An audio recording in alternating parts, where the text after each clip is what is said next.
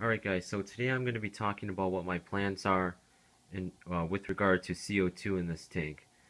As I said in my previous video, I'm definitely going to be getting a pressurized CO2 system in the next few weeks here, just because I feel like this tank needs to be taken to the next level, and CO2 is going to do that. So one website that I found that's really helpful if you're thinking about CO2 is Leaf Aquariums. They have really great products. They get the highest reviews always. Um, their customer service is really good. I emailed them once just this past week about a question about one of their products, and they literally answer within minutes. So that was really nice. They also have some educational things on their website on how to set up your own CO2 system and all the different parts and their purpose.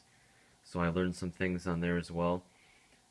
They sell complete systems on their website. They also sell individual parts, like if you just want to buy a regulator or just a diffuser.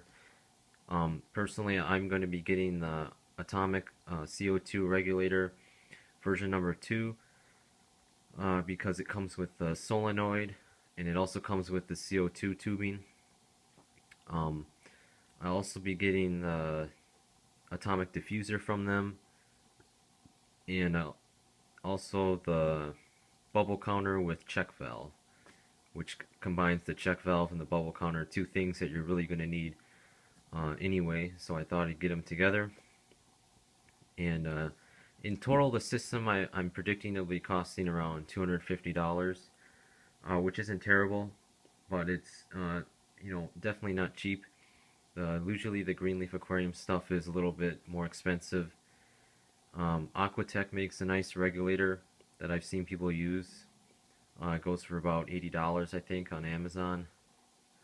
I'm talking about the mini CO2 regulator for paintball tanks, because I'll be getting a just a 20-ounce paintball tank off Amazon for about 25 bucks. I think it's an Empire. That's the brand. A lot of people are using it on their tanks. If you look on YouTube, if they're using paintball CO2 tanks, that's usually the brand they have. So I thought I'd go with that.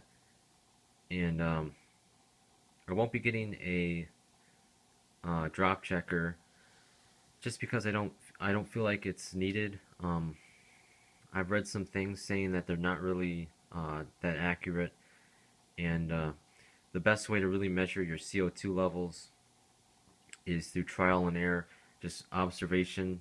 Your best measurements are seen through watching your fish and your plants and their responses to the increased CO2 levels. Tom Barr, I read once on he makes a lot of posts about CO2 on his forums, and he always says to just max out the CO2 until you see the fish either changing their behaviors and then taking it down just a little bit below that. So it's not really about the levels or the bubbles per second. It's just about maxing out the amount of CO2 that's possible in your tank without killing fish. And that's what I'll be doing. It'll take a lot of time and observation, but once you get that locked in, after that it's just a matter of setting it up with the timer. I'm going to be having it start up 1 hour before the lights come on, and then it turns off 1 hour before the lights turn off. So that just allows some time for the CO2 to build up before the lights go on, and for the plants to use up the CO2 before the lights go off. And I've seen a lot of people use that same timing method, and it's worked out well for them. So I'll be to start off, I'll be following that, and if it doesn't work out, I'll change the timing. But other than that, I don't think there's any other products that I missed. If you want to get the full system from Greenleaf Aquariums, I definitely recommend that.